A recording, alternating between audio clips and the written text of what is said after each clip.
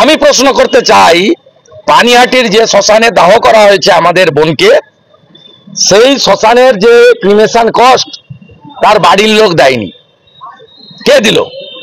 আমি পরশুদিন ছবি দিয়ে বলেছিলাম নির্মল ঘোষ যাবে কেন, ব্যারাকপুর কমিশনারেটে অভিষেক গুপ্তা ডিসি যাবে কেন? আজকে দুটো তথ্য আপনাদের দিচ্ছি, প্রমাণ হয়ে যাবে, দেখে নেবেন। আমি opposition leader, responsible public functionaries. এক, ক্রিমেশনের খরচ বাড়ি থেকে পে করেনি, কে করেছে?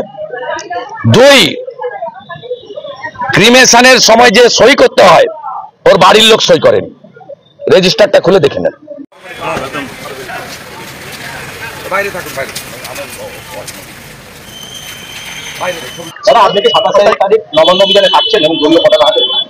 দলীয় পতাকা হাতে ছাত্র সমাজের কর্মসূচি, এটা তো দলীয় কর্মসূচি নয়, এটা বিজেপির কর্মসূচিও নয়। আমাদের ভারতীয় জনতা পার্টি তার স্ট্যান্ড অনেক আগে ক্লিয়ার করেছে যে যেখানে ভারতীয় জনতা পার্টি নিজেই কর্মসূচি করছে, আজকেও একগুচ্ছ কর্মসূচি রাজ্য সভাপতি ঘোষণা করেছেন। আর যেখানে ছাত্র সমাজ বা প্রতিবাদী জনতা, সচেতন নাগরিকরা পতাকা ছাড়া কর্মসূচি করবে, সেখানে ভারতীয় জনতা পার্টির সভ্য সমর্থক, ভোটার, নেতৃত্ব কারো যাওয়ার ক্ষেত্রে বিজেপির কোনো বাধা নেই। সিপিএম যেমন চায় যে মমতা ব্যানার্জির সরকারটা থাকুক, তেমনি ভারতীয় জনতা পার্টির লক্ষ্য এবং উদ্দেশ্য হচ্ছে যে আমাদের ডাক্তারি বোন, যার মর্মান্তিক বেদনাদায়ক সরকারি ধর্ষণ এবং মৃত্যু ঘটানো হয়েছে, তার অভিযুক্তরা চরমতম শাস্তি পাক। 14 তারিখ রাত্রে তৃণমূলের গুন্ডা বাহিনীর দ্বারা আরজি করকে যেভাবে ভাঙা হয়েছে, আন্দোলনকারীদের উপর অত্যাচার করা হয়েছে, তার প্রকৃত দোষীরা উপযুক্ত সাজা পাক। সর্বোপরি দফা 1, দাবি 1, মুখ্যমন্ত্রীর পদত্যাগ, এটা ভারতীয় জনতা পার্টি একেবারে অন্তর থেকে সমর্থন করে।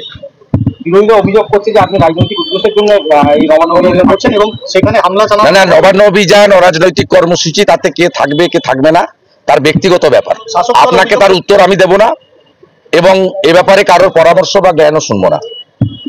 কমপ্লিটলি আহ্বানটা ব্যক্তিগত, এবং আমাদের বাবা সাহেব আম্বেদকর আমাদের বাক স্বাধীনতা, রাজনৈতিক স্বাধীনতা দিয়ে গেছেন। অতএব আপনি কি করবেন, আপনি যেমন নিজে ঠিক করবেন, অন্যরাও কি করবেন তাদের উপরে ছেড়ে দেয় ভালো। সিবিআইকে রেড করার অধিকার দিয়েছে তো হাইকোর্ট। মমতা ব্যানার্জি অর্থনৈতিক দুর্নীতি তদন্ত করার জন্য তিনি ফিনান্স ডিপার্টমেন্ট বা অ্যাকাউন্টসের কোনো অফিসারদের না নিয়ে তার দলদাস 4 জন আইপিএস কে দিয়ে সিট বানিয়েছিলেন।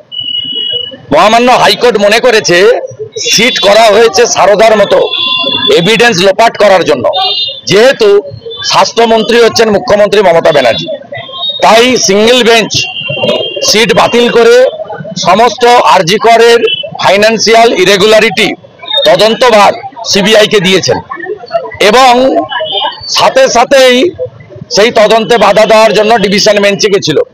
ডিভিশন বেঞ্চ লিভ দেয়নি, এন্টারটেন করেনি এবং সিবিআই হাইকোর্টের নির্দেশ মতোই গতকাল এফআইআর রুজু করে তারা আজকে আর্লি মর্নিং ভোরবেলা থেকেই তাদের কাজ শুরু করেছে।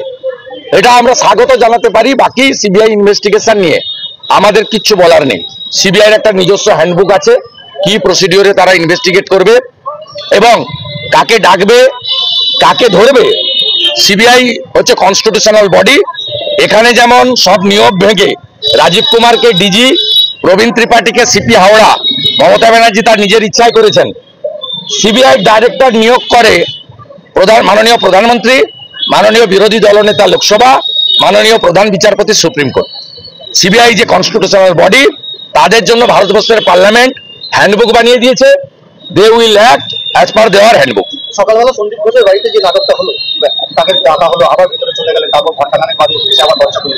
আপনার কি মনে হয় এটা কি প্রমাণ লোপাটের চেষ্টা চলছে? লোপাট তো প্রথম দিন থেকেই করেছে, লোপাট তো প্রথম দিন থেকেই করেছে। তড়িঘড়ি সুইসাইড বলে বাড়িতে খবর দেওয়া, ইউডি কেস চালু করা এবং যারা আরজি করে স্টেক হোল্ডার নয়, সুশান্ত রায়, অভিজ্ঞদের ডেকে নিয়ে গিয়ে তদন্ত, আপনার প্রমাণ লোপাটের চেষ্টা, তারপরে রিনোভেশনের নামে ঘর ভাঙচুর করা, সবই তো প্রথম দিন থেকে করা হচ্ছে। আমি প্রশ্ন করতে চাই, পানিহাটির যে শ্মশানে দাহ করা হয়েছে আমাদের বোনকে, সেই শ্মশানের যে ক্রিমেশন কস্ট তার বাড়ির লোক দেয়নি, কে দিল?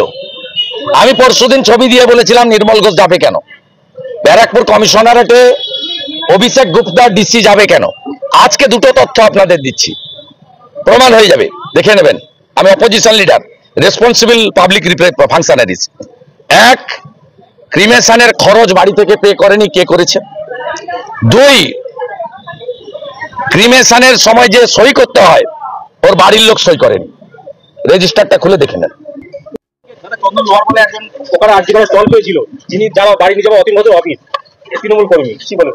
সব অবস্থা একই, আসল চোর মমতা।